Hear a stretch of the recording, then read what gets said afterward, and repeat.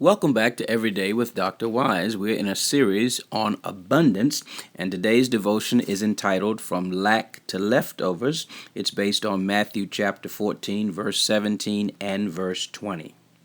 Over and over again, we've heard preachers declare, if you follow Jesus, blessings will follow you. Well, tell that to his disciples and the crowd of 5,000 people here in Matthew chapter 14. They followed Jesus, and instead of leading them to abundant blessings, Jesus led them into a state of lack. They followed him to a deserted place, and they lacked convenience. They followed him to an isolated place, and they lacked food. They followed him to an uncertain place, and they lacked confidence. They followed him to a doubtful place, and they lacked faith. The good news, however, is that in spite of what was an undeniable and incredible lack, they soon experienced an overwhelming abundance. How did this happen? Number one, they kept on following Jesus. They were in a deserted place, but they did not desert him.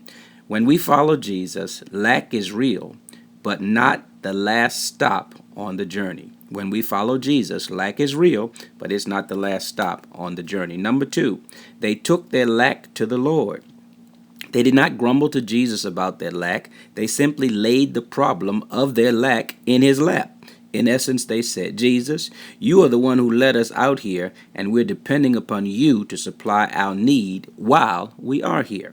Number three, they gave him what little they had. There was a hungry multitude of 5,000 men, not including the women and the children. All the disciples had to feed them was 2 fish and 5 barley loaves. They knew that he could do more with it than they could ever imagine, and guess what? He did. Number four, they watched Jesus. They turned the little boy's lunch over to Jesus and got out of the way. They watched him pray to his Father. They watched him take charge of the situation. They watched him perform a miracle.